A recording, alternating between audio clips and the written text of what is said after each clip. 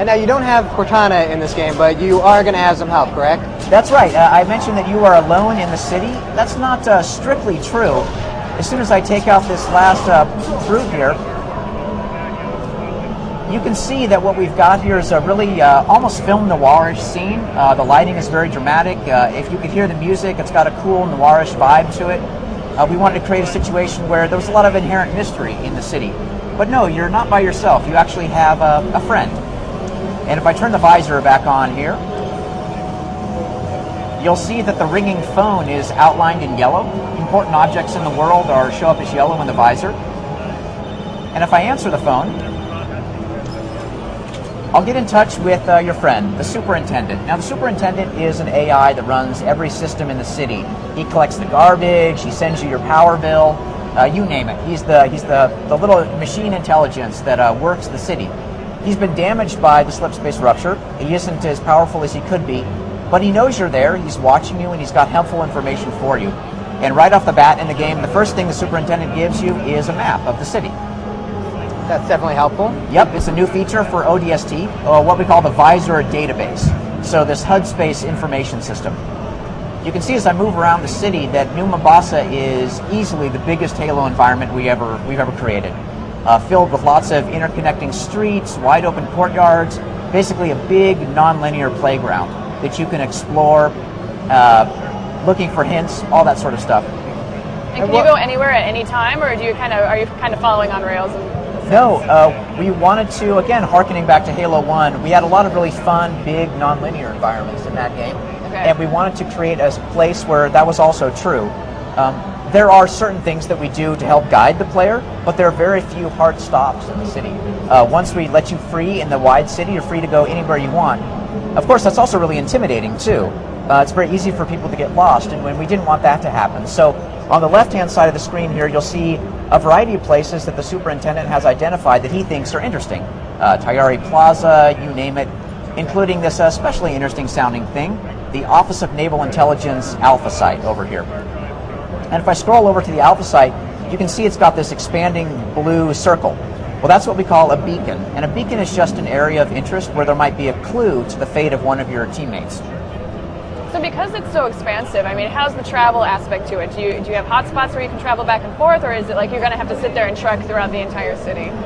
You do have to not just walk. We don't want to explain all the modes of transport that we're going to have. Oh, you're good! But there definitely is some elephant travel? Elephant travel, indeed. You know, when the game comes out, you'll realize just how true that almost was. Oh, look at that. Yeah, so just think about that for a little bit. So, right, at the beginning, you are just on your feet. And since this beacon is pretty far away, we've also given you the ability to set waypoints. Okay. So player-placed waypoints, you can put them wherever you want. Really easy to switch back and forth between them. Like I said at the beginning, or I hope I did, the campaign is all co-op. It has full support for co-op. Yep. So if you have 4 other ODSTs in the game, they can all place their own waypoints. You can switch back and forth between them. It's a really easy way to coordinate ambushes, set rally points, really coordinate your progress through the city. So I've got the beacon chosen, the Alpha site. I've got a waypoint set. I'll close down the Visor database. And you'll see now, up in the compass, the blue diamond is my beacon, and the 2 green triangles are my waypoint. They all have distance to target information that shifts as you move around, and of course they'll swirl around on the compass to make sure they're reminding you of where you go. And the superintendent is going to be helping guide you along the way as well, so you don't have to just rely on these, right? Oh yeah, he's damaged, but he's smart. He knows what I picked, and he's actually going to help guide me there. So as I move forward, you'll see the superintendent is going to turn on some signs for me, help guide me along my way, and he's got other things that he can activate too that you'll see when you buy the full game. Do you ever get to see the superintendent? That would be a big letdown if you never did, I'd have to say. It would. Is he going to be hotter than Cortana? Maybe. Depends on what you think hot is. If you think machine intelligences are kind of sexy, then yes. Well, I guess hot for me then. Yes, me too.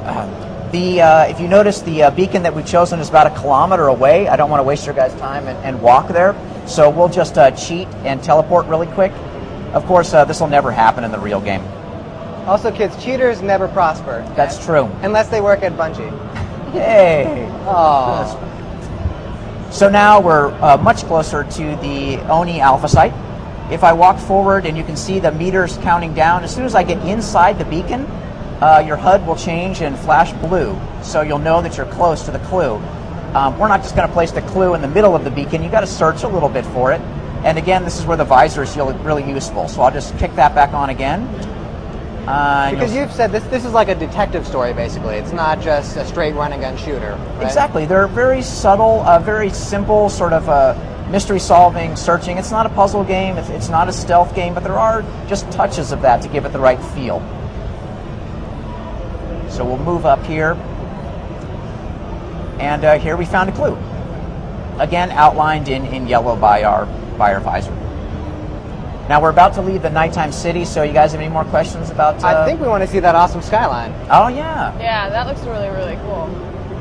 Yeah, you know, this is the Halo 3 engine, but we actually have never really developed a game in the same engine before. Right. And we found not only could we do a lot more than we initially thought we could, but really our artists got in and did some really, I mean, just beautiful work in the skyboxes especially, but really everywhere in the game. You'll see that stuff has changed since we dropped. The big space elevator is now in flames. There's this burning, mysterious building off in the distance. We don't know a lot about that, but maybe if we pick up the clue, we might find out a little bit more. I'd say we should pick up that clue. All right, sounds good. It's almost like you've seen this before. Yeah. I know things. It's true. It's good. It's good to be in the know.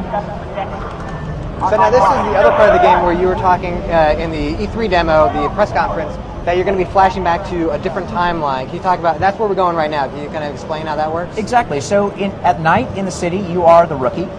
When you flash back in time, you're flashing back to a few hours before you wake up. And you're basically flashing back to different ODST members of your squad. In this case, you're going to flash back to Dutch. And experience just a short amount of time from his point of view. This is 2 hours after the drop, so 4 hours before you wake up.